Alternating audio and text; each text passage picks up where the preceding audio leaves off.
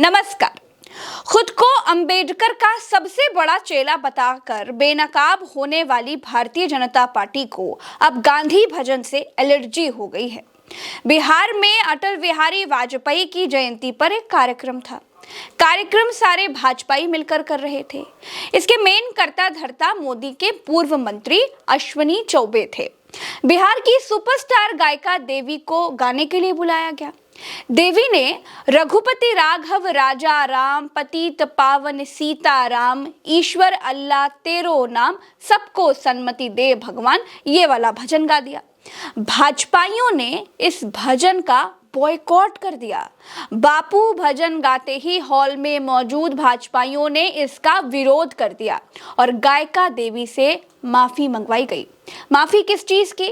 माफी इस चीज की दोस्तों कि एक गायिका की हिम्मत कैसे हो गई भाजपा के कार्यक्रम में बापू का भजन गाने की और अल्लाह का नाम लेने की। हद तो तब हो गई जब मोदी के मंत्री रह चुके अश्विनी चौबे ने जय श्री राम के नारे लगाकर बापू के भजन से अपवित्र हुई भाजपाई महफिल को पवित्र करने की कोशिश की। रघुपति राघव राजा राम पतित पावन सीताराम। सॉरी। अगर आप हर्ट हुए हैं उसके लिए मैं सॉरी कहना चाहती हूँ। जय श्री राम, जय श्री राम, जय श्री राम। अमृतकाल में भाजपा के कार्यक्रमों में गांधी भजन गाने पर पाबंदी है क्या? अंबेडकर के नाम पर छाती पीटने वाले भाजपाइयों को गांधी भजन हजम नहीं हुआ? अटल बिहारी वाजपेयी के कार्यक्रम में रघुपति राघव राजा राम पतित पावन सीताराम ईश्वर अल्लाह तेरो नाम ये भजन गा देने पर गायिका से माफी मंगवा ली गई। अरे अंबेडकर पर भाजपाइयों की सोच क्या है वो तो संसद में पूरे देश ने देख ली। गांधी भजन से भाजपा कितनी नफरत करती है ये भी आज अटल बिहारी वाजपेयी के कार्यक्रम में देख लिया गया। इतनी नफरत अल्लाह से, इतनी नफरत गांधी के भजन से गायिका से माफी मंगवा ली गई कि उसने आखिर भजन गाया क्यों? क्या मोदी देश को नफरत की इस हद तक ले आए हैं कि अल्लाह और गांधी का नाम लेना बैन हो गया है? अब तो शर्म आनी चाहिए नीतीश कुमार को भी, जो इन जैसे लोगों के साथ सरकार में हैं, जो बापू के भजन से नफरत करते हैं, जो अल्लाह के नाम से नफरत करते हैं। अब नीतीश कुमार को यह सोचना चाहिए कि वो किस मुंह से जनता के बीच वोट मांगने के लिए जाएंगे। भाजपा ने नीतीश कुमार को न घर का छोड़ा है न घाट का। गलती सिर्फ अकेले भाजपा की नहीं है। भाजपा को बिहार में खाद पानी नीतीश कुमार ही दे रहे हैं। जिस देश का संविधान सेक्युलर है, जिस देश में सबसे कट्टर संगठन संघ ये कहता है कि हमें धर्म का मध्यम मार्ग अपनाना चाहिए, उस देश में मोदी के छर्रे तमंचे गांधी का भजन तक बर्दाश्त नहीं कर पा रहे हैं।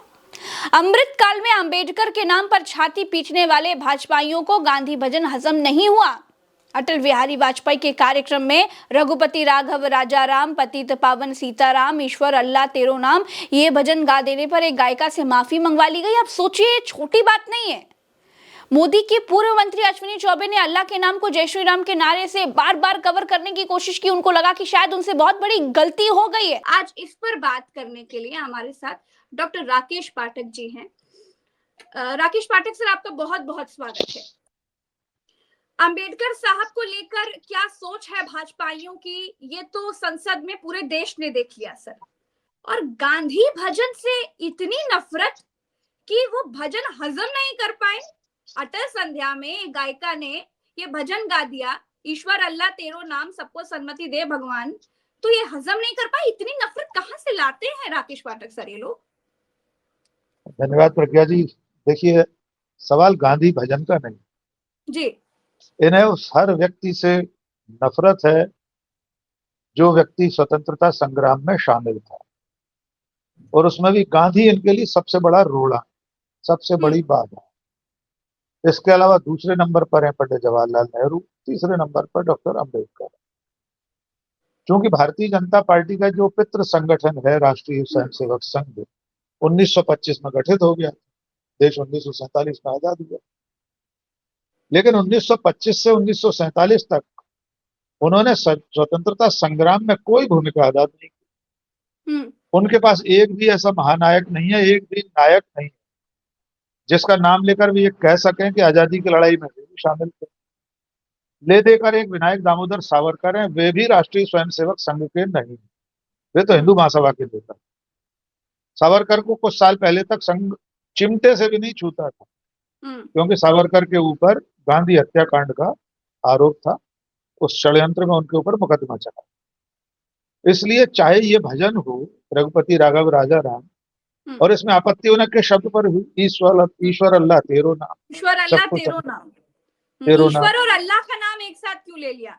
मंत्री जी एक आए, साथ क्यों? जय श्री राम के जोर जोर से नारे लगवा मैंने- रहे थे, सोच रहे थे कि अल्लाह का नाम कवर कर दिया जाए। ये क्या गा जी दिया जी गायिका ने?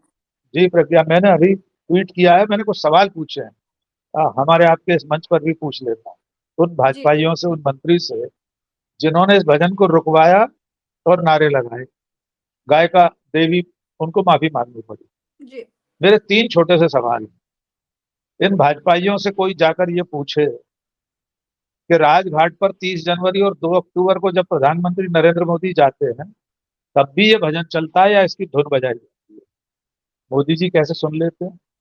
हम्म, G20 में दुनिया भर के राष्ट्राध्यक्ष आए थे, उन सबको राजघाट पर लेकर गए थे प्रधानमंत्री, तब भी यही धुन बज रही थी।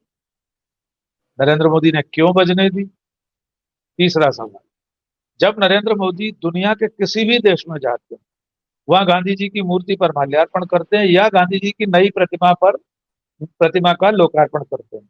अभी पिछले साल हिरोशिमा में उन्होंने किया। छोटे से देश, अभी अफ्रीका के एक छोटे से देश गए थे, वहां भी गांधी जी खड़े मिले थे। हम्म, जहां भी गांधी की मूर्ति होती या गांधी से संबंधित कोई आयोजन होता है, यही भजन चलता है। प्रधानमंत्री उसे तो नहीं रोक पाते। इन भाजपाइयों के नेता, जिन्हें वे अपना भगवान मानते हैं, वे श्रद्धा पूर्वक हाथ जोड़कर ये वाला भजन सुनते हैं, तो इन भाजपाइयों को, पटना के नेताओं को किस बात पर आपत्ति हो गई? और ईश्वर, अल्लाह, गॉड, परवरदिगार, ये सब एक के ही नाम। हमारे अपने हिंदू धर्म में, सनातन धर्म में यही माना गया है, ईश्वर एक है, उसके नाम कुछ भी हो सकते हैं, अलग अलग हो सकते हैं, बिल्कुल ठीक बात है। उस तक पहुंचने के रास्ते अलग हो सकते हैं। मलिक मोहम्मद जायसी ने लिखा है, विधना के मार्ग हैं तेते, सरग नखत तन रोआ जेते। ईश्वर तक पहुंचने के इतने रास्ते हैं जितने स्वर्ग में तारे हैं, आसमान में तारे हैं, या सरग नखत तन रोआ जेते, जितने हमारे शरीर पर रोए हैं, इतने रास्ते हैं ईश्वर तक पहुंचने के। किसी भी रास्ते से जाया जा सकता है, उसे ईश्वर लेकिन कहकर, अल्लाह कहकर। इनकी परेशानी गांधी है, भजन नहीं है प्रज्ञा जी। तो दिक्कत इतनी ये है नफरत, राकेश पाठक सर, इतनी नफरत अल्लाह के नाम से, इतनी नफरत गांधी के नाम से, कि मतलब मंच पर गायिका ने अल्लाह का नाम ले लिया, गांधी का भजन गा दिया, तो इतनी दिक्कत हो गई कि उस गायिका से माफी मंगवा ली गई कि तुमने ये भजन कैसे गा दिया। क्या राकेश पाठक सर, मोदी इस देश को नफरत की उस हद तक लेकर चले आए हैं कि अब देश में अल्लाह का नाम लेना और गांधी का नाम लेना बैन हो गया है क्या? देखिए, मोदी इस देश को कहां तक ले आए हैं, उसका नजारा कल 25 दिसंबर को भी इस देश ने देख लिया। हमारे समाज का तालिबानीकरण होना शुरू हो चुका है। मैं अभी ये तो नहीं कहूंगा कि पूरे समाज का तालिबानीकरण हो चुका है, लेकिन शुरुआत इसी तरह होती है। कौन जानता है कल हमारा देश भी तालिबान बन जाएगा। कल 25 दिसंबर परमेश्वर के दूत, परमेश्वर के पुत्र ईसा मसीह का जन्मदिन। खुद प्रधानमंत्री नरेंद्र मोदी 3 दिन से कार्यक्रमों में जा रहे हैं, दिल्ली में गए हुए नमन कर रहे हैं, ईसा मसीह के प्रवचन सुना रहे हैं वहां पर। अपने ट्विटर हैंडल पर 20 फोटो डाल रहे हैं ईसाई समाज के, और उनके ही समर्थक, उनके भक्त क्या कर रहे थे? उत्तराखंड में ऋषिकेश में एक घर के भीतर क्रिसमस मनाने से रोक दिया। बजरंग दल के लोग, गुंडे, मैं स्पष्ट कहूंगा आपके चैनल पर, बजरंग दल, विश्व हिंदू परिषद के लोग घर में घुसकर परमिशन मांग रहे हैं। प्रज्ञा जी, आप अपने घर में पूजा करते हैं सुबह शाम, परमिशन लेते हैं कि अपने एडीएम या एसडीएम से या थाना प्रभारी से? कोई भी व्यक्ति अपने घर में हनुमान चालीसा पढ़ता है। अरे संविधान हमें इस चीज का अधिकार देता है राकेश पाठक। संविधान ने हमें अधिकार दिया है, पूजा का, उपासना का अधिकार संविधान ने दिया है, धार्मिक आस्था का अधिकार संविधान ने दिया है। 25 दिसंबर को घर में घुसकर आपने क्रिसमस नहीं मनाने दिया। आपके लखनऊ में, तहजीब के शहर लखनऊ में कैथेड्रल के आगे राइट। आपने हरे राम हरे कृष्णा के नारे लगा रहे हैं, भजन गा रहे हैं। रोहतक में एक धर्मशाला के भीतर, धर्मशाला में जहां बाकायदा बुकिंग करके पैसे जमा करके ईसाई समाज ने क्रिसमस का आयोजन किया था, वहां बजरंग दल के लोग अंदर घुस गए, स्टेज पर बैठकर हनुमान चालीसा पढ़ा, अंततः वो आयोजन रद्द करना पड़ा। इंदौर में सांता क्लॉज की वर्दी पहने हुए एक डिलीवरी बॉय के कपड़े उतरवा दिए बजरंग दल के लोगों ने। हम्म। तो प्रधानमंत्री नरेंद्र मोदी हमारे देश को उसी मुकाम पर ले आए जहां गांधी का भजन गाना भी अपराध तो माना। अंबेडकर के नाम पर इतनी छाती पीटते हैं, संविधान को अपने माथे से लगाते हैं, ये कौन लोग हैं सर? ये कौन लोग हैं जो हमें बताते हैं कि हमें किसका नाम लेने से स्वर्ग मिलेगा, किसकी पूजा करनी चाहिए, किसकी पूजा नहीं करनी चाहिए? कौन लोग हैं? क्या समझते हैं अपने? ये अपने आप को भगवान समझते हैं। प्रधानमंत्री खुद कह चुके हैं वे नॉन बायोलॉजिकल हैं, अपने मुंह से कह चुके हैं वे अवतार हैं, सब कुछ वे कह चुके हैं। और उनके जो प्रशंसक हैं या उनके समर्थक या भक्त, वे उन्हें भगवान का अवतार मानते ही हैं। इसलिए अंबेडकर भी उनकी राह का रोड़ा है, क्योंकि अंबेडकर बराबरी की बात करते हैं, अंबेडकर जाति प्रथा को खत्म करने की बात करते हैं, वे मनुस्मृति को जलाते हैं। कल मनुस्मृति का दहन दिवस भी था। अंबेडकर उन बेड़ियों को तोड़ने की बात करते हैं। वे तमाम तरह के अवतारों पर विश्वास न करने की उनकी जो 22 प्रतिज्ञाएं हैं, उनमें यही सब है। ब्रह्मा विष्णु महेश पर विश्वास नहीं करूंगा, ये शुरुआती उनकी प्रतिज्ञा है। लेकिन संविधान निर्माता के रूप में अंबेडकर भी इनको खटक रहे हैं, क्योंकि अपनी सारी मनमर्जी लागू नहीं कर पा रहे। ये संविधान ही तो है जो इनको अपने उस अंतिम लक्ष्य से रोक रहा है, जिस अंतिम लक्ष्य में इन्होंने इस देश को एक हिंदू राष्ट्र बनाने, एक धर्म राज्य बनाने की संकल्पना की हुई है। ये संविधान वैसा इन्हें करने नहीं देगा। इसलिए वे मंच से, सदन में, संसद में कुछ भी कहें, उनके समर्थक वही करेंगे जो उन्हें करना है। धर्म संसद होगी प्रयागराज में और उसमें हिंदू राष्ट्र बनाने की मांग होगी। धीरेन्द्र शास्त्री नाम का बाबा हिंदू राष्ट्र बनाने के लिए पद यात्रा करेगा, कोई रोकने वाला नहीं।